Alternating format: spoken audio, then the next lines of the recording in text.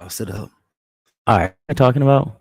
Posture. Why do we got to do that, man? Posture. There's so many things that we can talk. Posture, right? My posture is bad, man. I think you look good. I'm relaxing. You look good.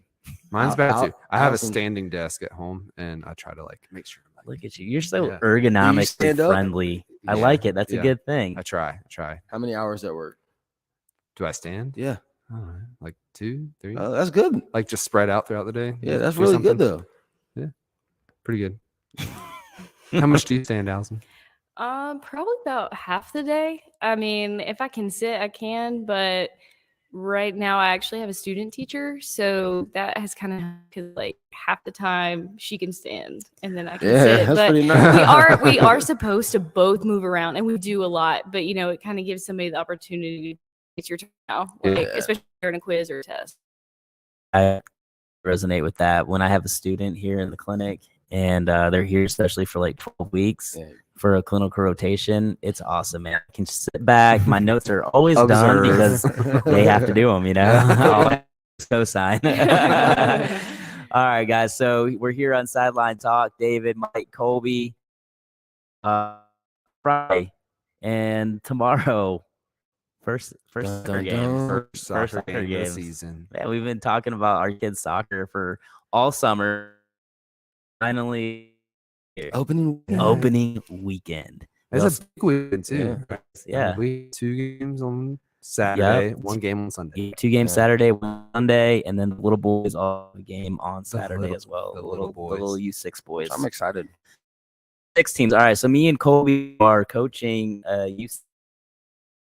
Coach standing there Colby most of the time. Colby's an amazing assistant. He's so gentle with the boys. I'm the mean one. But it works because we have 10 kids? Yeah. And I would say like all of them, 8 of them are just like I'll put it this way. They voted on a team name the other day at practice and they voted on the Blue Alpha Wolves. Whoa. So our team Blue Alpha Wolves. We definitely have Alphas on the team, so it's going to be fun to watch. All right. Speaking of practice, I want to hear this story of practice. Okay. I need to hear it. All I right. didn't read So the this time and place. So we had our first practice this past Tuesday, and we were on field at the Mesa field. Probably the last person to get there. I was like maybe 5 minutes early, but there's a bunch of kids and Colby already kicking around. And there was this random guy I saw talking to Colby. And as soon as I walked up, I could see like Colby point towards me. So I knew that he was directing towards me. I knew something was happening. No, you didn't. He did. And your coach. Yeah. Right. So this guy, he walks up to me and he's like, "Hey, my name's so-and-so. I'm a nationally licensed coach. I specialize in this, and this, certifications in this. You said specialization out of all of these things. And here is a packet." And it was literally probably 5 pages stapled together. Front and back. Yes. What to expect with the 6 group. So like I was like, "Oh, all right. Awesome to meet you. Thanks so much for showing up. Who's your son or daughter that's on the team?" And he was like, "I don't have a son." What? And I was like, "Oh, that's very well. What's your relation to why did you pick our team to come Who are you? and pick on, right? Like, is this man? like why did you pick us? There's 5 other teams on the grid, right?" And he's like, "Oh, I guess he was a neighbor of one of the kids on our team." But either way, I was like, "All right, well, hey man, thanks for the packet. Like if we need extra help, I'll let you know." So and all right, mine sounds like he has some experience, a little pushy, but I can respect that. Yeah. Next thing I know, we're playing and he's on the field like coaching with Look at us. Allison's face. No way. Uninvited, unsolicited. And I was like, all right, fine. He can like set a deal. Next thing I know, we're splitting up into a shooting drill. And have noted on this podcast, I think I'm a little bit more pointed, cold than nice guy. And so I think he was like, all right, I'm not gonna mess with this David guy. I'm going with Colby. So he went on the other half with Colby. So David had So 4 kids. I kids. Colby and this guy had 5 kids. And next thing I know, I see one of our players start crying. I see a parent walking towards this guy. Oh, man. And I'm like, oh no, this is like the first day of practice. What is this happening? Why is this guy here? Anyways, long story short, it was really inappropriate. And we're a youth sports podcast. I thought we'd bring it up because, I mean, it's a perfect example of some of the craziness that can go on with youth sports in this climate, right? Like, I think that obviously people want to be helpful, but especially in this day and age, you know, there's a process. If you're not on like the coach's roster, you know, you're going to make parents feel uncomfortable, like some random person. And I don't think he had any ill intentions at all. I think he's probably a really nice guy. But, you know, there's a reason why we do Safe Sport. If you want to sign up, go do coach, go through Safe Sport, get your background check, and then you can coach a team. Yeah, it's awesome, you know? Yeah, I was saying good intentions, not executed. The approach, the approach was a little rough. Try to take over your practice. Yeah. So, anyways, that was our first practice story. Second practice went much better. I was about to say second practice 180. Yeah, awesome. It was great. Good so, like He I wasn't said, there. no, he wasn't there. He wasn't there. So yeah, we're looking forward to the start of the season. Anything else new going on this weekend with you guys? We get to hang out after the game. Yeah, well, you guys do. You're leaving I us. know. So I got a text from some of my college buddies, and they're like, "Hey, what time are you gonna be in Asheville this weekend?" And I was like, "Oh, Asheville? What are you talking about?" And then I remembered we made plans back in like April for like a guys' weekend in Asheville. So they're all golfing Saturday morning. So I'm obviously going to miss that. But I will be there to meet up with them after the games to do a little brewery hopping. Nice. So I'll miss the after party of the soccer games. Yeah. After party at Tharp household. It'll be fun. All right. Let's get into it. So Kobe. What Kobe introduced? Oh, Kobe. Yeah. Kobe actually found this guest, which is awesome. He's contributing. I love it. He's known this guest for a while, I think. So Kobe, by all means. All right. So who do we have on here? We have somebody from my childhood, just knowing each other, small town Greenwood. Everybody knows everything. Yeah, for sure. Yeah. So, but I'll no further ado. Alison, go ahead and introduce yourself and just kind of give us a little background. Yeah, I'm Alison Stelling. I'm from Greenwood, as Colby said. We didn't go to the same high school though, but like he said, Greenwood is so small that everybody kind of knows everybody. Grew up in Greenwood, lived there my whole life, and then I went to Presbyterian College. Did soccer there, and then started teaching at Mauldin. I'm now teaching math, coaching soccer, all the above. Cool. So Greenwood, South Carolina. It's a place. It is a place, man. I honestly I didn't realize how far away it was until like maybe 2 years ago. I was very involved in the CrossFit scene for a long time here in the state. And there's this local competition in Greenwood every year called the Freedom Games. It's actually going on this weekend at CrossFit Greenwood. And a couple times, you know, I've signed up for it and gone. And every time I'm like, holy cow, Greenwood is like really far away. Yeah. So and there's nothing in between. And there's exactly, right. that's That's exactly what I road. was just going to say. It's like this, it's just a country road. There's nothing in between here in Greenwood. And then all of a sudden you're like in this little, it's kind of a big town. Sort of. Compared to the It's so weird. It's so unique. Yeah. I don't know. Like, I like Greenwood. It's big compared to the little towns around it. right. Yes. But there's still no interstate. I think the closest interstate is in Clinton, which is like 40-minute drive, probably 45 minutes. And then after that, you'd have to go to Anderson or Greenville, which is an hour.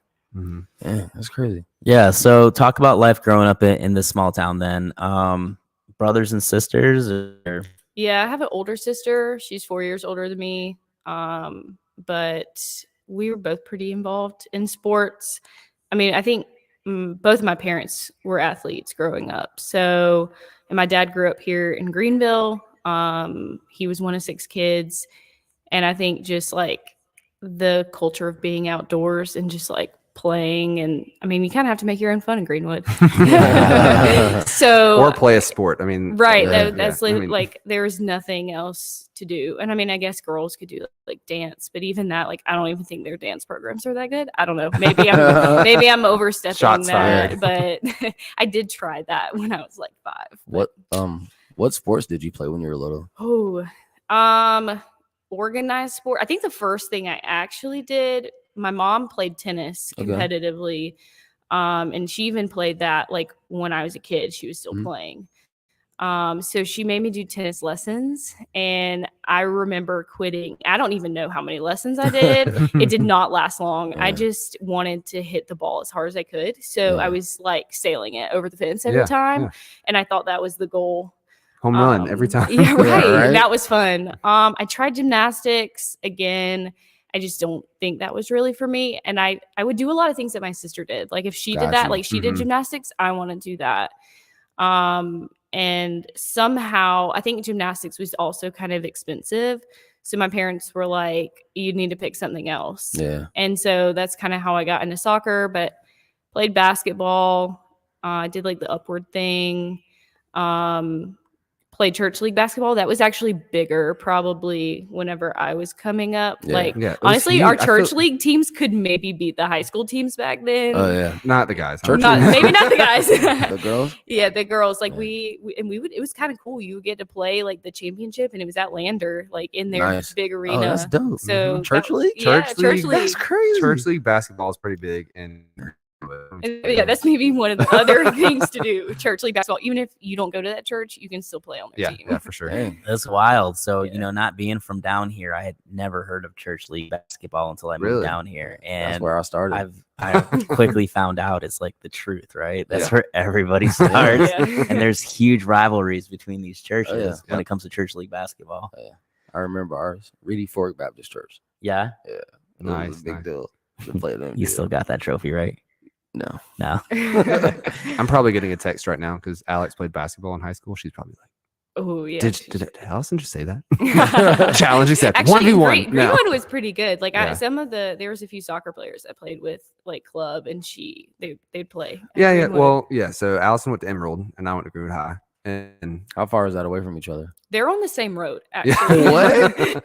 I don't know. 3 miles. Yeah, not That's far. crazy. So 2 high schools. That's it. Yeah. Yep. Well, and there's some private schools too, but How many people at each school? Greenwood is by far. Bigger. Bigger. I still will stand on this to this day. I think they need to turn Emerald into a freshman academy and send all the sophomores, juniors, and seniors over to Greenwood, because it's like no matter what they do to try to make them even, they're not. Like Greenwood High has bigger and better of everything. Yeah. Like their football stadium, and they have they've been there longer. Like I Yeah. think whenever I was in high school, Emerald had only been open like maybe 15 years, if that. Like Gotcha. it wasn't that old, but like Greenwood's been around for a really long time. Mhm. So they have like a huge fan base Mhm. of like, especially for football and supporters, like Mhm. people put in like millions of dollars. Like their stadium is insane. My dad played at Greenwood High. That's Yeah. how old Greenwood High is. Got you. There you go. Dang. Well, tell us about your soccer journey in Greenwood. How's the soccer? I think it's had its ups and downs. I started playing at the Y actually. And I mean, for a kid, I think it was perfect. Like one of the coaches I have, I'll give him a shout out, Jonathan Bass. He actually still does a lot in the community there. I think his daughter is in high school now. So Greenwood is also in our region this coming year. Oh, So man. we'll be seeing each other for that. But you know, I had a few good coaches here or there throughout the YMCA that I think kind of pushed me to pursue soccer, stick with it and keep playing. And but then like our club, there's one club in that club has one regulation size field. One? One. Any teams? My senior year, for reference, our U18 team had 8th graders through 12th graders on it. What? That's crazy. That is a big difference. Yeah. That's the girls' side too, though. I mean, Yeah, the guys had more. They played like challenge. I think we played select, Mhm. which was like essentially just not rec. Got it. And that was all that they could do. Like that was all that we could create. Yeah. Yeah, guys had one team per age group, sure, and then they just looked at the team and evaluated and said, all right, which level should they be in? Got you. Yeah. That was it. Yeah. And I really always wanted to, I had a few friends that would play at CISA or at the time Columbia United, now SC United, Lexington. I knew people that went and played other places Right. just because Greenwood couldn't produce that. Yeah. And so then you would also have like all these good players. Those are the players that are leaving. Yeah. I mean, I even know now I can think of kids that have come even to the Greenville area to play for CISA. Just because there's more opportunities to get seen. And like CNL, there's none of that. I don't even know the league that you are in these days. But I just feel like a lot of people, if they all stayed, the team would be better. Yeah. But there's those 4 or 5 people that always leave and Yeah. go elsewhere. And then that influences what it does to everybody else. Like it doesn't help the program. Like everybody leaving is just going to make it worse. But I also understand why they left. You know, I see both sides of it. But yeah, I know there's a good bit of kids that go and try out at multiple different clubs. They'll go to Lexington, they'll go to Columbia, they'll come to CISA, they'll go to Forest and see which team they make, and then they make their decision. Yep. And Oh, that's crazy. yeah. And so I think there's just not that many opportunities in that sense. And I feel like it's still kind of the same. I do know, I think Greenwood High actually was undefeated for a while this past year, their girls team. So, but it might be different. We'll see what that looks like this year when we play them. They're in our region, but like with the weird region realignments, we're like Division 1 and they're Division 2 5A. So we play them in our region, but we wouldn't be playing for the same state championship. But we still have to play each other. that's different. Is that Yeah. based off number of kids at the school? Yeah, and they Okay. like did, I don't know if y'all have heard like the new multiplier rule. So like the private schools, if their kids aren't within a certain area, like all of those are getting multiplied times 3. So, and then like a good example, Wade Hampton, they've been 4A for the past few years and they have the Fine Arts Center there. And so a lot of kids that go to the Fine Arts Center will just stay there all day and then go to Wade Hampton, even though they might be zoned for somewhere else, just because it's more convenient. You're already on campus. So all those kids multiplied times 3 towards their enrollment, and that bumped them up to, I think, Division 1. I mean, that's like Christchurch, they're going to 4A or 3A now. Like and they're not the only one. I mean, it's all like private schools. I'm so glad that didn't happen when I was in school. We had to play Riverside, Joe, man, Eastside. We would have got killed. Yeah. Our region's pretty much, I mean, like for, I guess, a state championship, our region's pretty much the same. Like it wouldn't really change anything for us, but the teams that we're at, it was like our same region. Plus now we have Easley, Greenwood, Greenville. So let's talk about this real quick, because there's a lot of people who are going to be listening to this who have no idea about the different high schools in Greenville, South Carolina, or what we're even talking about. So, you know, you went to Greenwood High School, you played there, right? Talk about the difference. And now you're coaching at Mauldin High School, which is a lot closer to Greenville, right? It's right outside Greenville. It's in Greenville County. So talk about how did you get that head coaching position? You're a young, I mean, how old are you? I'm not assuming anything, but you look young. Okay, 31. I think I look younger than I actually am. So how did that come about, as far as, you know, you're a teacher at the school and you're an incumbent teacher and you get this awesome head coaching position at kind of when it comes to the women's soccer, I feel like is kind of a prestigious position in this area. So talk about that. Yeah. After I graduated college, I started applying for jobs. I applied a few different schools, ended up at Mauldin for teaching. Like, I mean, coaching has always been on my mind. And like, ultimately that would be a goal to be able to do both. Like I want that. But it wasn't like the teaching came first. So that's what's going to pay the bills. But I ended up getting the job at Mauldin, and I got there. One of the administrators was like, hey, you know that there's an assistant position open. Like you should apply for it. And I was like, yeah, for sure. Like, why did nobody tell me this before? Yeah. And I reached out to the current head coach at the time, was a girl named Ellen Bullard. So her, like a sit down meet up. I mean, I'm sure kind of evaluate. It was very informal. I don't really know what her interest there was. I very quickly involved. So I coached under her. I was the JV coach for 2 years. And then when she left, I actually applied for the job at Mauldin and I didn't get it. And that one, I felt like I had put in so much time and energy. But I ultimately think it was like the best thing in the world. That was when Raymond Hartman was hired, and he stayed for 5 years, and I learned a lot from him. He's kind of an older guy, so he has a lot of experience. He's coached a few different, he had different experiences.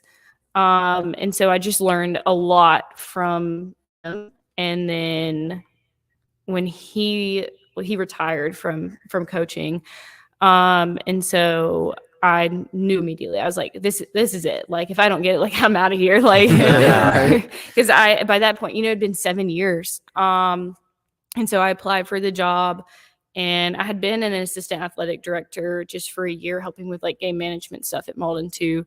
So I'd gotten pretty close with our athletic director, and they open it up to whoever. Like, they can't just like hire, open it up to the community applicants, but went through the interview process and got hired through that, and kind of brought on my own staff for the most part, but I kept our goalkeeper coach that was there, and that was cool. So yeah, that's kind of how I got into that. When you transitioned into the head coaching job and you had to hire your own staff, how did you go about doing that? And did the old staff that was with the old coach just kind of leave, or were they expecting to stay? Good question. I'll answer that part first. No drama. But I was scared that was going to happen to me when Raymond got hired. I had to interview with him again, and I was like, I don't know this guy. Like, he might not want to work with females. I don't know. Like, maybe he wants to completely start over and he wants to wash everybody. Like, I don't know. I would. But he kept me and another assistant at the time. And so I guess before Raymond left, there was another girl, Katie, who's actually my best friend. She ended up leaving the school district. She was also a teacher, elementary teacher, and she ended up leaving the school district. So it just didn't make sense. And she moved to Easley. So she's just not really in the area. And in the meantime, like, for his last year, that's when he hired Cheyenne, who was a goalkeeper coach for us. And so she, I think, was the only one that it was just me, her, and him that year, I think. So it was more of like a goalkeeper coach and then 2 head coaches, because I went back to doing JV for my final year after Katie left, because she was doing JV. We like kind of switched roles. But yeah, so we ended up switching, and then there's no drama, nothing exciting. Yeah. But hiring my own people, I mean, I kind of anticipated like the time was coming soon. So you kind of have to start thinking about that. And then having Cheyenne, like, as soon as we knew that that's what was going to happen, like, I knew before the team knew. And so I kind of put out feelers with her, like, hey, like, if I get this job, like, you going to stick with me? Like, I need you. And she was like, yeah, like, I'm in. And we knew we also had like a really good shot at winning state my first year. Like, we can do this. And I think she was really bought into that. And she was young. She was just out of college herself. And so I had her, and then I was like, okay, well, I want to get some more, like, you're still my goalkeeper coach and you'll be my assistant, but we need like a new JV coach. And I think it actually happened maybe on Facebook. One of our former players, Morgan Schumacher, had commented on something like, I'll coach or something like that. It was kind of like a joke, but it was kind of maybe not a joke. Yeah, right, and so then later I was like, but for real, like, you want to be my JV coach? And now she's been with me for 2 years, coming back again 3rd year. And then a friend of mine from college Kaya, she actually played at Jailman. So a little bit of clashing opinions there when it came to that game. But yeah, she was a volunteer for us the first year. So it was like something I just had in my mind. So I knew that time was coming. Now, you said you kind of walked into a state championship team, but you'd been with the team developing them over the last several years as an assistant coach. What was it like? So, it sounds like prior to you, there was a male coach, correct? Yep. Right? Yep. And how did the girls respond to having like a female coach after having a male coach for so long? Oh, they were so ready for that. So I think that's like a valid question, right? Like when it comes to high school sports, I mean, obviously, there's a lot of men that coach women's sports, and there's a lot of women now that are coaching male sports. Do you think that really makes a difference at that age group? I do, for sure, 100%. I think, and that was one thing I really wanted to do, was to have an all-female staff. That's really important to me. And we had that this year with Liberty too. I think teenagers, they're just so malleable still, and they're going through a lot. There were things. And it was there was nothing that Raymond could do because he was a male, but there were things that the girls would come to me about that he would just never truly understand what that's like. And so I think I just like really understood that. And then being in the school too, I think there's a lot of things that I knew and I didn't have to have an explanation. It was just like, oh yeah, like this or that. And then he would just like, he didn't understand. I would have to sit there and explain it to him. Right. And so I think, but being a male versus being a female, I think at that age is just super important. Now, I think the older you get, we learn there's something good to learn from everybody, regardless of whether they're the same or different. I think I've learned a lot from male coaches. Like there's nothing wrong with having a male coach, but I don't think they'll ever fully understand some of the things that females go through. But I think having both, like I think experiencing both is good. And I think a lot of the girls, they play at CISA, most or maybe all of them now are coached by males. And there's a little bit more tough love than what I feel like I usually give, but I think they need that. Like there's like a good balance. Right. Yeah, that's great. So Yeah. they're experiencing both sides. Yeah. I think that's awesome for emotional development for sure. Yeah. So that was going to be my next question, right? So you're at this really, like I said, prestigious soccer school especially for the girls teams. You guys have won how many state championships in the last couple of years? Well, we haven't won any in the past couple of years. I think the last time they won it was when maybe I was a senior in high school, which was 2011. Okay. I think. But they're always I'd have at to the go top. back and look. Yeah, I mean, we're always pretty competitive. Right. But we haven't really finished that job in a while. Okay. So talk about this, right? You were talking about how you played club, and then you had some girls leaving and going to CISA.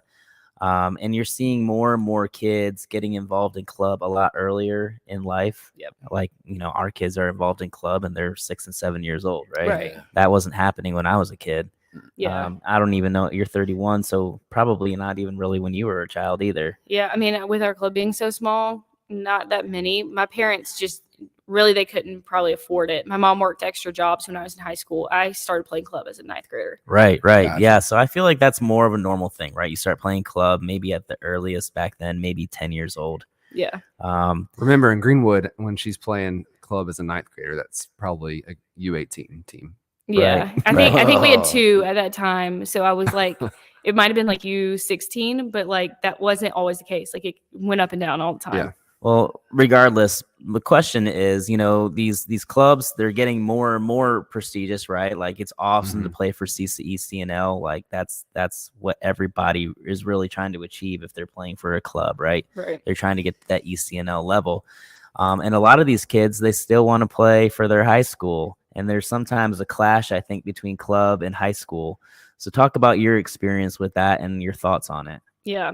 I have a lot of opinions on this. I like this. Hey, let's go. That's why we're here for it. Yeah. I mean, I think I am more on the understanding side of it. Like past few years, we've had around 10 ECNL players on our team. We've had girls that have trained with the national team, like ID camp type things on ID. So I also understand like they're getting recruited through club. Yeah. 90% of them. Now, I've done a lot with some of our like I have our first commit for 2025. She's an NAIA kid. She plays at Furman United. She was on JV for 2 years, and now she's a 2-year varsity player, and she's going on to play in college. Right. And so there's some other kids that we have that will be playing NAIA D2.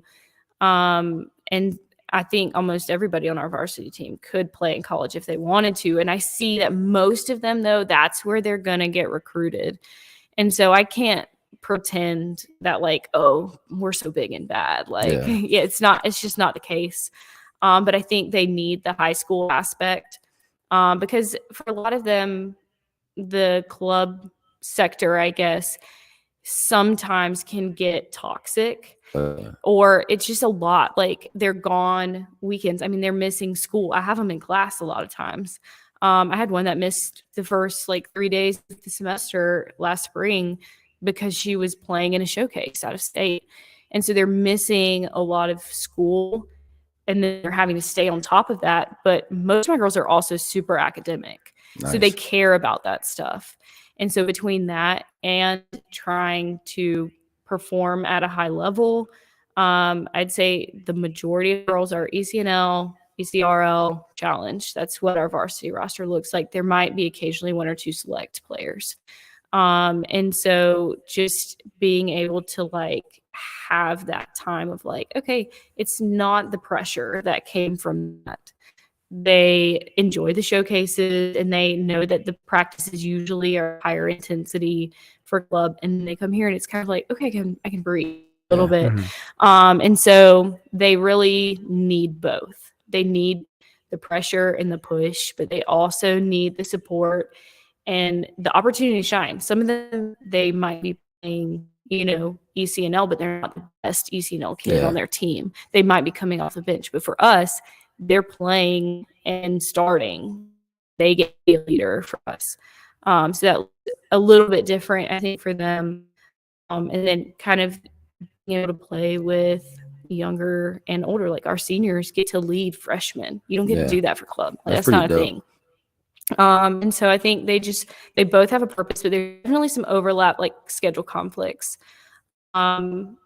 This year, I don't think it happens in February, but usually there's a showcase in February that all the ECL kids go to, and they end up having to miss a game or two. And then we have some kids that have started playing for the Liberty Academy. And of course, like as Liberty coach, I'm going to support that. Those are good opportunities. They're playing soccer.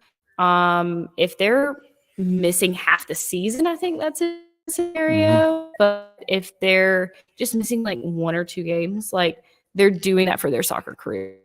I can't replace them. So I think, I don't know. I think it's necessary. I think they need both. Cool. Talk about the, you just mentioned, this is a side note. I haven't heard about the Liberty program other than obviously a professional team. Yeah. So there's like a high school, and I guess, so with the USL, they're required to participate either in the league. So there's like a USL high school league or in the Academy Cup. And so we choose to participate in the Cup because they want them to play high school soccer. They know how valuable that is for them. And so in order to host a USL W League team, we have to do one of those 2 things. So we do the Academy Cup. And I mean, there's formal tryouts and everything. Most of the players usually come from CISA, but there are players that we've pulled from other clubs, other leagues, out of state that end up playing in that. And so they get to go down to Tampa and they play for a whole weekend there. And actually the Greenville Liberty team just won this past season in 2024. Yeah. So they were the Academy Cup champions. I think the year before that, they maybe got 3rd place. I think and the year before that, I think they were runners up. Oh, that's crazy. So it's pretty competitive, but it also kind of helps build like the foundation for the future, because those are good be kids that are coming in the program in the future. I mean, those are your elite high school kids. And there has to be like, so we did U19. The Greenville Triumph also does something similar with their boys team, and there's like different age groups, and the Triumph has picked like 16, 13. yeah, I think Yeah. I haven't paid. Yeah, but we did U19, so they were the high school age, but you still have to have a certain number of like younger kids. So like one of my former players, she actually played for the academy team as a sophomore. Okay. So now in this coming year, if she plays again, it'll be her third year. Are there a lot of college coaches at this cup? Like, is this a chance for kids? It to get is, seen? yeah, Okay. yeah. And I think Tampa hosts a lot of the ECNL events too. So they're pretty used to going down to that area. But yeah, there's definitely college coaches that come out. And I think even like US ID, Talent ID comes out to that potentially as well. I don't get to go because I'm usually teaching, but I think that's how it works. Yeah. It's really cool to hear all this because, you know, reverting back to when we were in high school, there wasn't all this opportunity to play soccer, right? I mean, back then, it was very normal to play at least 2 sports, if not 3. And, you know, your soccer season ends and you're moving on to basketball or baseball or, you know, but now you've got club, which you're playing. Then you're pretty much with that team all year round. Yeah. Yep. You've got high school thrown in there, right? And it's this never-ending clog. Do you think this is a good thing or do you think this is a bad thing? Do you think that, you know, once kids get to this high school age, like, okay, this is their sport, they should be playing this one sport? Or do you think that even at this age, they should be playing another sport as well? I think it's hard to say. I think it depends on the kid. I think, you know, I have one girl who ran cross country. We have another one that's coming in that's a freshman, plays ECNL, also runs cross country. I think those things are good to have those experiences, but I also think rest, periodization, all of that is super important. And so if they're not taking care of their own bodies and they don't know how to do that, then you're really hurting yourself. Mm-hmm. But that goes the same if they're playing soccer year round or whether they're playing basketball and soccer, you know, like it doesn't matter what you're doing as long as you're giving your body some recovery time. And I think that also looks different for different kids. And I think it looks different for different sports. I mean, that's why people were super upset recently with the Olympics and how close those games were to each other. Yeah. Because they didn't have enough of a rest in between those games. And that just leads to more and more injury. And I think that's my biggest concern. Mm-hmm. Yeah. But I think playing multiple sports, like I will never discount a kid for that. I really like it when kids play multiple sports.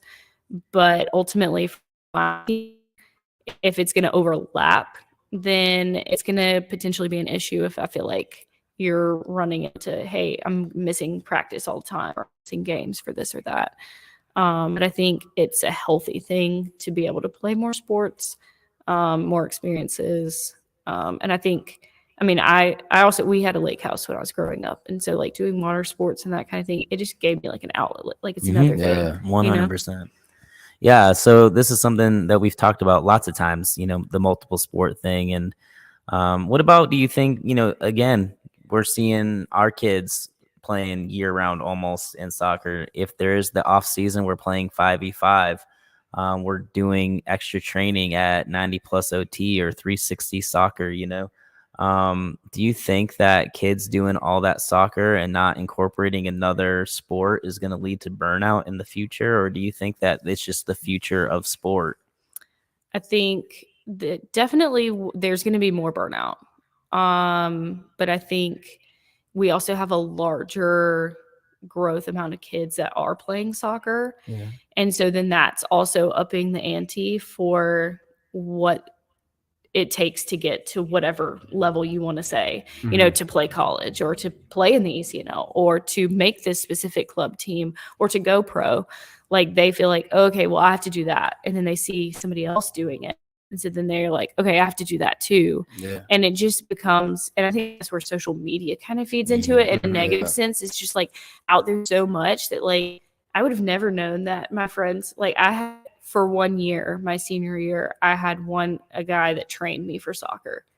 I don't know if any of my friends knew that, but like now I feel like that type of thing would be publicized everywhere. Definitely. and then it becomes competitive. But it's like you're just doing your just do your own thing, like it does everything. But I think there's definitely going to be more burnout the more that we see that. I mean, I've seen it with some of my own players. Like I have 2 right now that were just so burnt out from club. One of them chose to play lacrosse last year. That's crazy. And she came up to me the other day and she was like, hey, like I was like, do you miss soccer? Like, are you still playing lacrosse? Like, do you enjoy it? She's like, yeah, like I love lacrosse. Like, it's so much fun. And she's like, but sometimes like I miss playing soccer or whatever. And then the other day she texted me and she's like, so I just signed up and played rec.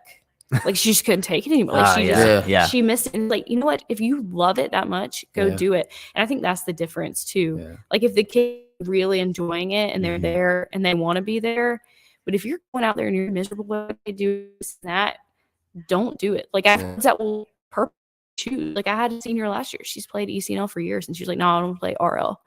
She dropped herself. And you see that a lot as they get older because they're like, I don't want to play in college. I'm tired of the pressure. I just want to do something different. And that's fine. There's nothing wrong with that. Yeah. But some of them just not fun for them. Right. Yeah. I'm interested in, okay, for example, one of those players, right, who basically just stopped playing soccer. Sounds like she was talented and her parents have invested a lot in her to play soccer throughout her life.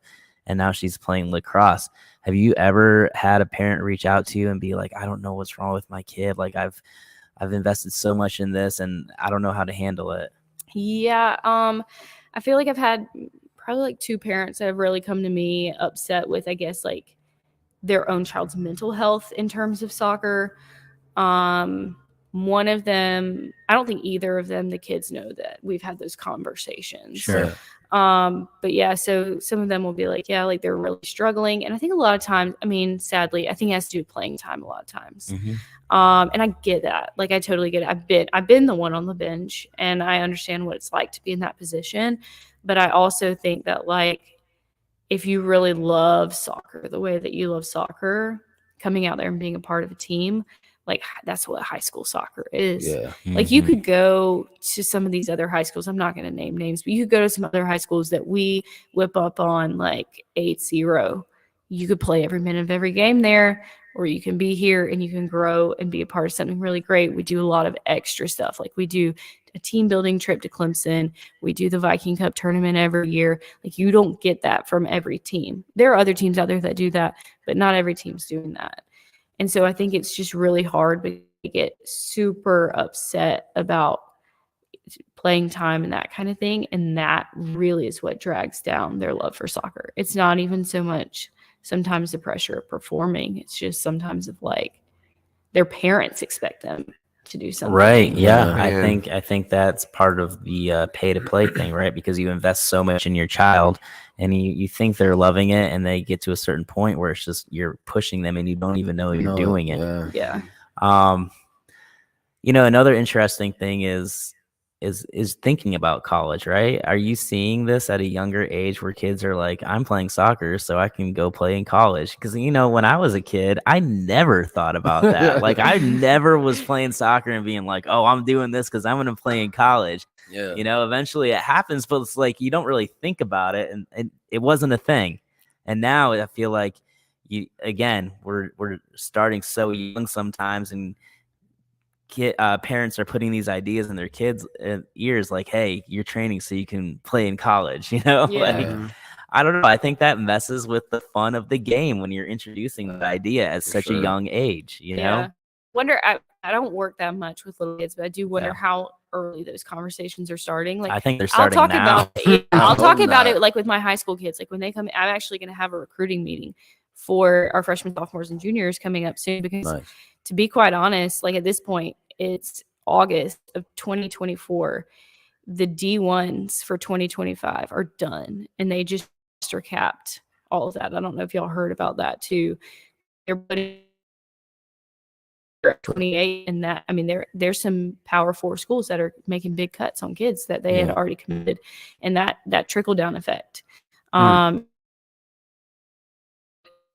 one kids, and they don't have an offer yet. But that's gonna make D2 way more competitive. It is, It's for gonna be sure. awesome to watch. Yeah, it'll be cool to watch, but I think the expectations puts more pressure on the kids. Yep, there's some Yeah. unmet expectations, and no hurt to those kids. Mhm. Totally understand. And for that to just, I think if they were going to do that, they should have waited till 2026. Yeah. But they didn't ask me. But yeah, I think those types of conversations, if I would never have that with a middle school kid, but it is time that I have conversations with some of our freshmen, and I haven't seen them play. I've seen one freshman play, and that's just because she had a sibling on the team. And it's time for them to start that process. Otherwise, you're going to get left behind. And some of them, I know, like one of our incoming freshmen, she's been a U.S. Talent IDs. So she's probably going to be a D1 kid. I don't know for sure. I've never seen her play, but that's my assumption. So she needs to start emailing college coaches now. Send in video. Yes. That's something we were talking about earlier. Is like, I think that girls get recruited earlier. Yes, don't they do. It's about a year's advance of the men's side, which is insane. Like I would say the D1s are really just getting ramped up for the men. Why is it like that for the girls? Like, why do you think? Oh, that's a good question. I don't know. I don't know. I don't know the answer to that. If it has anything to do with maturation, right? Like girls mature a lot quicker physically than boys. So it's really hard to tell if like a freshman or sophomore is going to be D1 until really they're junior, senior. And that was a problem a few years ago before they started like now it's like June 15th. They can start contacting. Like back before that exists, like when I was in high school, like there were kids, and I think there's still some sneaky under the table stuff that happens. Sure. But like there were kids that they had offers to that would be like 8th graders, and then they would get there and they would face plant themselves, like they're not ready for that. I remember this one girl, Indy Cowie. She was like this super cool juggler girl that was about my age. Yeah. She was a UNC commit as like an 8th grader or a freshman or something. Jeez. I don't know if she ever played in a game. She got to go to the school but didn't play. Yeah, and she was like one of those ones that would like lay on the ground and just like could do it on her crazy. feet and like dude, that's all over. It's social always media. been like Let's that, say they though, can't. right? I mean, I grew up, playing basketball, and there's always those kids who are just amazing at tricks or dribbling or whatever. But get them on the court and playing 5v5, like they're trash. They don't know how to play. I never saw her play, and maybe she had some. She probably to get there. I feel like they had to have seen some of her games. Yeah. But I don't know. That was one of those situations where I'm like, yeah. And so I think you're right. Like girls just mature earlier. So then they were getting all these commits so early, but then these other girls that keep maturing, and some of those were ending that maturity period in like 9th grade. Do you think There's that's gonna so much time in between? Do you think that's gonna change now with this new cap? Because like they're gonna have to wait a little longer. Like, what if there's a kid that just turns out at the end of the season? Maybe. Yeah. I think that's gonna take a few years to figure that out. By then, they'll probably change it again. Yeah, right. How often has it happened? Because obviously you're the head coach, so you're not only looking at freshmen, and you're looking probably at middle school kids and seeing them play. I'm just assuming. How often do you see a kid and you're like, man, this kid is going to be an amazing soccer player, but by the time they're 10th grade, they just haven't panned out? You see that a lot? I mean, we used to have soccer camp like back before COVID, and we didn't do it again until this year. That was like one when I came and the head coach was to start soccer back up. And so we did that. And it was cool to see, like, there's a lot of talent out there. And I remember back then, like there were like 1 or 2 campers that I was like, dang, they're going to be good one day. But one of them that I know of, like, she cheers now. Yeah, exactly. It's like crazy how things change. And that's fine. Like, but she was in like 3rd grade or something, and now, and I think she's a freshman this year. It's a marathon, not a sprint. Yeah, that's right. I had a question. I'm interested in. We're talking about that age, like freshman and freshman, sophomore. What do you've coached JV, and now you're the head coach of the whole squad? Yeah. What type of different coaching styles do you do for JV versus varsity? Do you try to get the JVs? Are there certain things that you work on with JV so that they're prepared for varsity, or do you work with them and like try to get a winning season, or like Yeah, is there no. different I mean, techniques? winning is obviously fun. That's what motivates the kids. Yeah. I mean, yes, we try to win the games, but we play every JV kid every game. I think developmentally they've got to get in the game. That's what those kids need. In terms of training, technical skills, that is one of the biggest things that we work on. You just think about first touch. Like a kid, if they don't have first touch Yeah. in a high speed, like especially at the level that our varsity plays at, like our varsity team could beat some smaller, maybe not as hot D2s. Oh wow. Like, I mean, they're every single one of our girls, I think, could play D2, D1, NAIA, some D3s. You know, there's some good D3s out Yeah. there. I think they could, with the exception of maybe like 4 or 5 people. Like they're good. And so I think seeing them watching it and being like, oh yeah, that's a great touch. Like, how'd she do that? Yeah. That's what they need to learn how to do. So we do a lot of stuff with technical skills, and then just like getting the ball off your foot, speed of play. I think those are the biggest difference makers from JV to varsity. And those are conversations that we have like, hey, I know you want to make varsity next year in the off season. This is something that you need to work on when you're playing club this fall. This is something that you need to focus on. Because that's where you're weak, and that's what if that's your goal, then that's what you need to work on. That's what we want to see. You ever have any JV kids that you think could play on varsity for you, like in your years of coaching? Because a lot of kids are playing earlier now and like getting to play up, and you hear about all these 16-year-old kids getting contracts and playing on big teams. Yeah, I mean, we don't really see that maybe as much with the girls, but I'm sure that there's some out there now. One of my friends, Kaya, the one that was our assistant coach that had played at Man, her sister also went to Man, and she went to like a youth talent ID, and they were like, you're too good, like you're too good and you're getting bad when you're in your high school season. We don't want you to play high school anymore. And so, but I think that was also a different time. Like I think high school soccer even looks even better than it did then. Mm-hmm. You know, just like the level of soccer has improved so much since then. And that was like, I mean, she's not that much younger than I am. And so, you know, she was told like, hey, like you can't play high school soccer anymore. So she didn't. So she played semi-pro. Jeez. And there's a few girls, like we have some high school kids that are playing for the Liberty. And so, you know, we see that from a few kids there, but in terms of like JV to varsity, I mean, there's a few that I'm like, that kid should have never been on JV. Damn, that's crazy. Talk about character development as a coach, right? I mean, you can have an amazing player, but if they don't have great character, it's really hard to have them on your team. That. Yeah. I take that very seriously, and they know that. And there have been conversations I've had to have with players, and those aren't the conversations that you really want to have, you know, like keep those few and far between. But we do a lot of stuff in the preseason, hopefully to try to prevent that type of thing.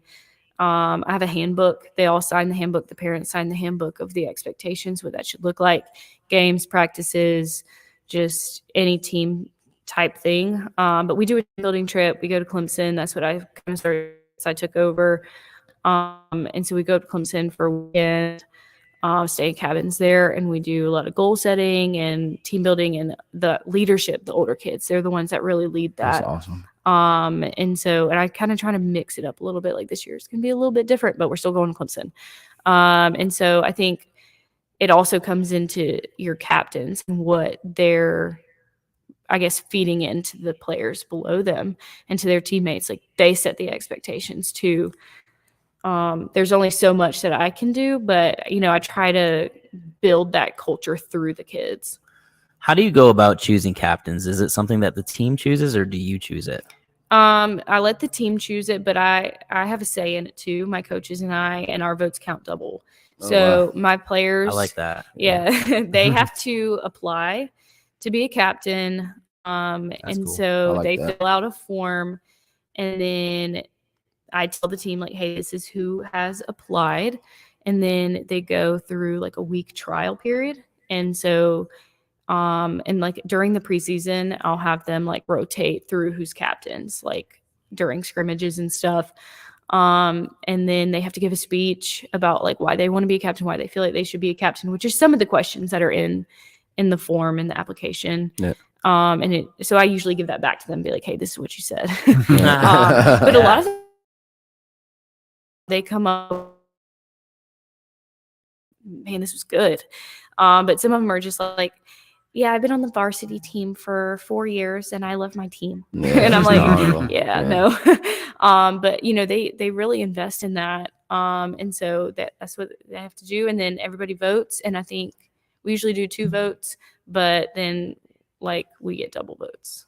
So and it's me and all my assistants. It usually doesn't make a difference most of the time. I think everybody has the same feeling. Like we're all pretty on the same page most of the time. Go ahead. I'll go for it. I was just gonna say that's awesome. Oh yeah. I was gonna say, give me an example of something you've learned from a captain or a coach, or not a coach, a captain, or just somebody that's applied. Like you said, that there's been some really cool stuff. That you didn't think about. Yeah, I think one of the biggest mistakes that I made as a coach happened my first year as head coach a few years ago, and we had played Jailman at Jailman, and we had lost. And I was like, I know what we can do to fix this. Like I knew it was a very close game. We lost 1-0. They scored in like the 8th minute or something like that. Like it was pretty early in the game, and then you just can't fix it. Yeah. And they're kind of like our rival team. And so I was like, I know what we can do. I want to switch our formation. I want to do this, this, and this. And so I was like, okay, this is going to mess up. Some people are going to be upset because that's going to change who's on the field to start. And so it was going to change our whole starting lineup. So I reached out to one of my captains who it was going to influence. And I was like, hey, and it was during spring break. And I was like, hey, like, I want to change the lineup. This is what I'm thinking, but I'm having to choose between you and this player. And I just don't think she's going to handle it very well mentally. And she was like at an ID camp, like for college. And she gets that text from me. And I was like, she told me later, I mean, she cried. She was like, Stelling, you literally made me cry. It was like 10 o'clock at night and you're texting me about taking me out of the starting lineup. But it just like hit me, you know, like, I don't know, like I just had this revelation. It was like, I should have just waited, or I should have like processed that instead of just like letting it all out. We joke about it now. She graduated. She's playing in college. Not at that school, but probably because she cried. Yeah. But I think she and I, like, she taught me a lot about, like, I guess, handling certain situations, like being more mindful of things. And we laugh and joke about it now, about how I did that. But I think some of those things, it's just like, I don't always think about what it's like to be in their shoes as teenagers. Like I kind of forget what that's like. And they are sensitive kids, but that's the time they're going through. Like that's just how female girls are. And when they're teenagers, they're sensitive. But yeah, I think they kind of taught me to be more mindful of that. But I mean, the list could go on of things that, especially the captains, I've had really good captains since I've taken over as head coach. So I think I've learned a lot from all of them. Players on the bench, players that are playing every minute. I mean, there's always something that I feel like they have to offer me. Was there a coach that coached you growing up that you like to model yourself off of? That was the coach. That was the person that really influenced my coaching style. That was the coach that I wanna be like, or aspire to be. Yeah, I mean, in terms of like soccer, I think the person that sticks in my mind the most was probably Jonathan Bass, who I mentioned earlier. But I think outside of that, my high school coach, my junior and senior year, actually knew nothing about soccer. And Is there a show about that? Isn't there Ted Lasso? Ted Lasso. That's Yeah. a great show. That's a great show for real. Yeah, he was a football coach, and he actually he still works here in Greenville County. And he teaches math, ironically. And I keep trying to get him to come to Mauldin. It's not working. But yeah, so he didn't know anything about soccer, and he came in. I think he bought like FIFA and played it so that he could learn it. Like he really just didn't know anything about it, but his kids play it now too. That's awesome. And so I think just the way that he like led us, like it wasn't even anything that like coaching, you know, like soccer wise, like it had nothing to do with that. But he was just a really good guy, and the expectations that he put on us, like he always pushed me to be a better person. I broke my collarbone my senior year, and I think that was a really hard time for me. That ended my high school career, and I thought for a while it might end, college soccer opportunity. But he kind of just pushed me to be like, no, like you still have to lead this team. Like, and my high school Emerald just wasn't super great, but we had a few good players, and so he wanted us to be able to go far. And he pushed me to still lead them, even though I was on the bench. That's awesome. All right, so a couple of times throughout this this talk, you've mentioned the Greenville Liberty. So for those of people that are listening that don't know what the Greenville Liberty is, talk about that real quick and your involvement with them. Yeah, so Greenville Liberty is a pre-professional team in partnership with the Greenville Triumph, which plays for the USL League One. The Liberty, we just finished our third season. They started up. It's a pre-professional team, so some of the players are in college still. Some could be in high school. Some could already be beyond their college years. Like I think the oldest player on our team, I'm not going to say her age because she might not want people to know. But Sarah Jacobs, she's older than I am. She played at Clemson. She coaches at University now. Okay. And so there's players, been out of that for a while, but then we have players that are, Elle Bissinger, she was just a junior. She plays at Jailman. That was our youngest player that we've had. We had Emma Curlin, who played at Wade Hampton. She now is at Florida State as a goalkeeper. So we've had, all the way, like you have like 16-year-olds, all the way up to kids. We're not kids. I feel like a kid sometimes. All the way up to people that are in their 30s. And so it's just a very widespread league, but a lot of those people are trying to get just training for college, preparing for college, or wanting to play professional. Starting now in August, they just opened up, which is a professional league above that. So it's kind of I would be like a competitor with the NWSL, which is the women's pro league, but it's supposed to be similar. That's what they're trying to get to that point. And so it's a pre-professional league just in the upstate. I got started with it. I was originally a video analyst my first year. But the past 2 years I've also been an assistant coach, and it's still part of my title, but I just trained the Greenville Triumph players to do my job for me. So I do more assisting now. Yeah. And do you enjoy it? Is it something that, you find joy in? Do you feel like you're going to grow in that role or? Yeah, I think that's like kind of my main goal. Like I've learned a lot for sure. And I coach under Julie Carlson there. She's the head coach. And she also helps with the Triumph herself. She's a coach for that.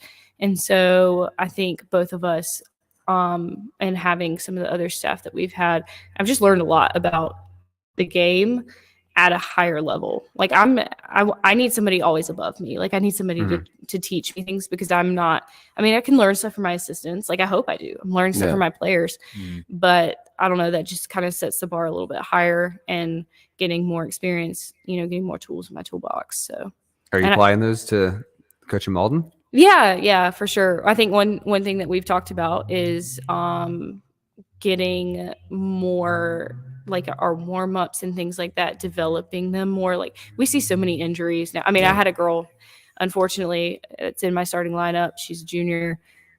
She tore ACL this past weekend. Oh, wow. So just doing a lot more injury prevention type things to get them more prepared. That's one of the things that we've looked at. The bar 3 stuff that we did with the Greenville Liberty, we did some of that in season 2. And then just like training and drills, and I think overall like tactical ideas too. That's awesome. Yeah, that's the biggest thing when it comes to teenage female athletes. I'm a physical therapist, and actually did my dissertation when I was getting my doctorate on ACL prevention and ACL tears in female athletes. And it's definitely something that parents need to be made aware of, and something that girls can really start working on even as a preteen to help prevent that from happening. Right.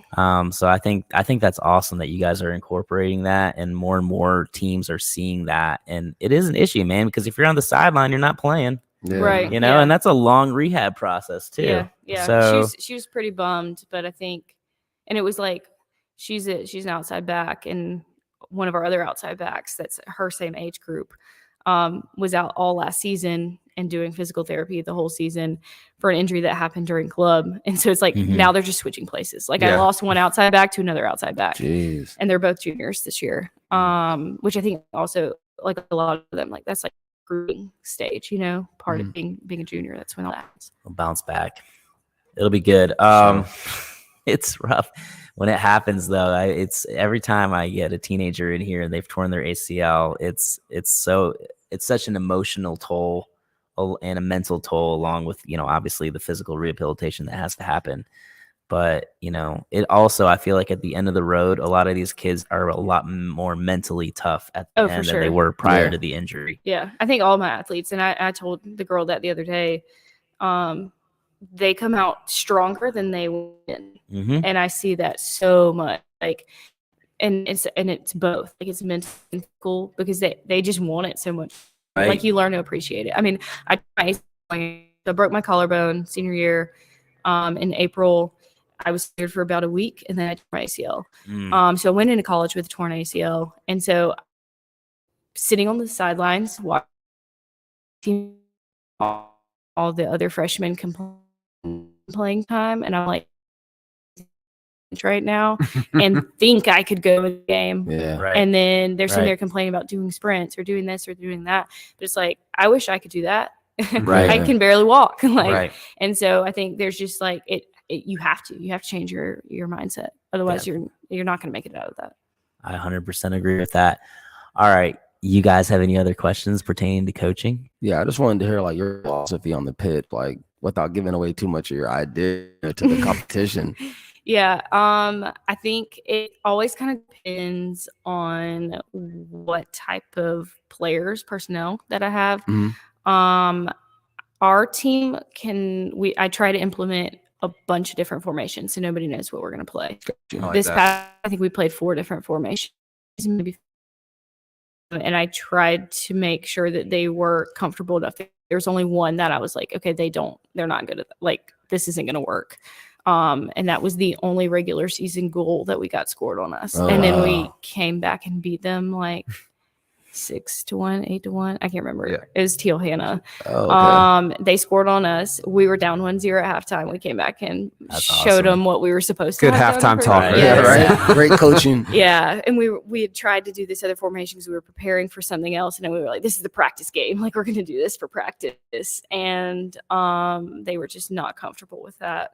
But that was also a lesson learned too. But I think we're kind of in the past, I don't know what it'll be like this year. We had a lot of turnover, but fast. Like, we're pretty fast. We have a lot of fast wingers, fast forwards, possession based. But that's pretty much all I'll say about that. But I think, like you said earlier, character is a big part of that. And like, I take that very seriously. Like, there was a girl one time I had on my JV team, and she like purposefully like tripped somebody or pushed somebody. I can't even remember what it was. And I was like, all right, you're subbing out. You can sit the bench the rest of the game. Oh, wow. Like, that's I take that stuff seriously. Like, I don't know. I think that's what high school soccer is supposed to be, like, a lot life lessons. And it's more than just what happens on the pitch. So. Got you. 100%. I think that's awesome. I think there's so much to be learned from sports in general, and that you can take away and utilize later in life, right? And, you know, that girl, you taught her a lesson that she's going to remember forever. For sure. You know, in the workplace, when she has her own family with her own kids. I mean, I think that's awesome. All right, guys. Rapid fire questions? Yes. All right, let's do it. Mike, you go first. All right. I can, my wife makes fun of me all the time. Let me say this right. Alani. Alani, that's what I say. So yeah, that's how we all say you know what I'm it. saying? I don't think Alex is right. Okay. What does she say? Alex has a really thick Southern accent. Yeah, what does so she say? No, but I think I said it right that time. I usually say, "Give me an Alani." I think that's right. Alani, yeah. What does she say? Well, what's your favorite Alani? I want to hear. I want to hear that expression of saying Alani. No, I think I'm the one that says you wrong. say it wrong. Yeah, I say Halani. Oh, you say Alani. Yeah, I don't know why. You put an H in front? Yeah, kind of. I don't know why. But now Alex is right. Yeah, my wife's right. That's what's your favorite? What's my favorite flavor? Yes. Oh man. Okay, so initially I would have said watermelon wave, but they recently changed the whole. And I just had it to do with the. yes. Yes. No problem. That thing's good. Man, that Yes. sounds Alright, delicious. Well, I guess I'm gonna. Yeah. Yeah. The flavor, and I kind of think they should have just made a new flavor. Like the other one didn't really taste like Hawaiian shakes, and this one is more like that. What the other one was, because that one was good too. Yeah. Like they just got rid of it. Like companies will be like, "Oh yeah, we're changing this or changing that." Like no, completely different flavor. Same. Yeah, they changed it, and I thought it was a new one. My wife's like, no, that's the same one. Yeah, I love. it's It's not the same. I'm yeah. so confused. I know. Yeah.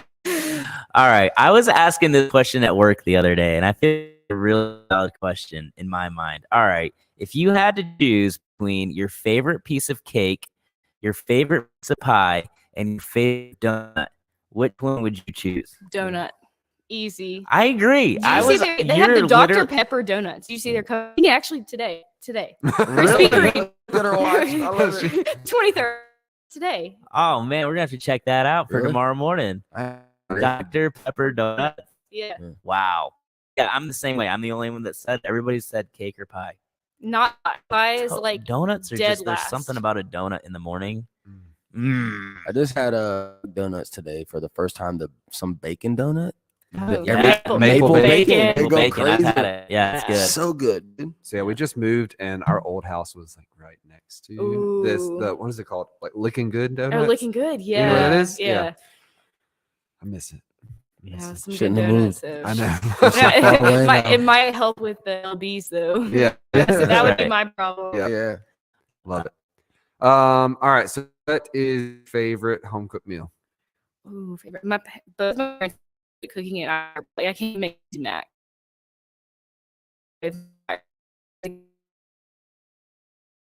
Container. Forgot to add water. So I'm not the chef, so I fully rely on my parents. I still go over there Sunday night for dinner. I would say my dad's shrimp and grits might be one of my favorite things. You can tell it's like after dinner time. Yeah, I'm starving. That's a hard question Yeah. so far. All right. You watch a lot of soccer? I probably used to watch more, but I kind of follow it like more like online, like Gotcha. Twitter and stuff. Okay. I just try, but I just want to know your top 5-a-side team. any player. Any player you I'm want. gonna go women's. Okay, let's do it. Or goalkeepers in the 5. It's up to you, but I would say yes. Okay. Ever. Honestly, Hope Solo. Got you. That's a good she choice. Might, she might not be my favorite person off the field, but on Player? the field, yep. Yeah. Naomi Girma. Yeah, She's a my beast, new bro. favorite. Yes. Tobin Heath, my dog is named after Oh, Tobin you like Heath. Tobin? Okay. Yep. She's probably not in her prime anymore, Yeah. but I'll take Tobin Heath. Christine Lilly. Okay. And I don't, again, Carly Lloyd, not Carly Lloyd, but I still, She's a she baller. actually, I've talked to her on Twitter before. Oh, wow. Back in the day when Twitter was like not really a thing, you could actually talk to famous people on there. And we had a conversation on Twitter That's pretty dope, though. about college soccer. Yeah. But I don't know. I think she was a quality midfielder. Oh, yeah, for sure. She'd Yeah. score a banger for you, for sure. Yeah. Yep. It's my Is that turn. 4? Is that 5? That's 5. That's Oh, fine. okay. Yeah, I had to put my fingers down. Oh, She did Yeah. fine. Yeah. He had me counting. Yeah. All right. If you could leave tonight and go on vacation anywhere with a black card that's paid for a week's vacation, first, who would you bring? And second, where would you go? I'll start with who I'm gonna bring. So I've actually really want to plan a 35th birthday party with my friends. I'm like, I've been to all your freaking weddings, your bachelorette parties. Like, it's my time. That's right. Nice. So I've been talking about it with my college roommate, who I lived with all 4 years. So my college roommate Carrie, my best friend Katie, my sister Catherine, my friend Kaya, and my friend Steph. Those are probably That was be like a Yeah, lot of we're gonna like. have to put that a higher Yeah. limit on this black card. It's unlimited, man. Those are it's my 5. unlimited. Those are my 5. I'll bring 5. Just 5. Just 5. I think. She's so Where am I popular. going? Somewhere tropical probably. I just went to Hawaii for New Year's, Oh, but I want to go back. Like I would live there if I could. I have looked at houses and jobs. Let's Do just it. say that. Nice. Don't tell Mauldin. Yeah, they probably need. All right, cool. All right. So I'm gonna nerd out real quick, guys. Go ahead. What's your favorite math teaching topic? Okay, I'm a geometry person first. Mm. But I only teach that at the CP level. I think in college it was really cool. We learned non-Euclidean geometry. I don't even remember how to do any of it, but it like defied all logic of everything I've ever. Like I felt like geometry was always so logical. It just made, and then we learned that, and I was like, What is this? what? That's crazy. Oh man. Yeah, but and that's my favorite teach. That's my favorite to learn. I don't know, geometry. Yeah, for sure, nerd out. Yeah, All right, I was gonna say that's Go ahead. interesting. How I don't know. We've had I was a math teacher, soccer coach. Math teacher, soccer coach. Andy was a math teacher, soccer coach. What's with the soccer and the math? It just makes sense, I It's guess. good people, man. Yeah. Good people. All right. What's one piece of advice you can give a parent about their child in sports? Oh, so much advice I could give. Don't even talk to them about their performance in the game. I would say like there's so much pressure that they put on themselves. They know how they did. I think just let them play and have fun and appreciate them after the game, no matter what happens. Like they're your kid. You got to support them no matter what. But I think sometimes parents also give them false like expectations. And they're like, oh yeah, you did this, or they start like roasting some other kid. And then their kid gets this like elevated thought ahead of where they should be. I should be that. I shouldn't have been the one that, had to sit the bench at the end of the game. Like I should have played all 80 minutes or all 90 minutes, just support them and leave all that for the coaches. I mean, if the player wants to have those conversations with the coaches, that's fine. But I think some of that is just like, it's too much sometimes, especially at the high school level. Maybe when they're kids, I think that's fine. But like at the high school level, it's too much. Just let them play. I like that. I like Yeah. that. Let the parent be a parent. And Right. Yeah, exactly. Awesome. I think that's this thing to do, though. But Yeah. as a parent Yeah. who knows soccer, player, Especially, if that's like where your brain is and you know it well. Yeah. It's kind I mean, or maybe, I don't know. Yeah. I just think that the kids already are putting a lot of pressure on For themselves. sure. And then it leads to some of the other stuff we talked about where the parents feel like they have a control over that and they don't. very true. They don't. They have to let their child have their own path and live their own life, make their own decisions. You're right. I think most players, even at a young age, they know if they've played well or if they've played bad. Yeah.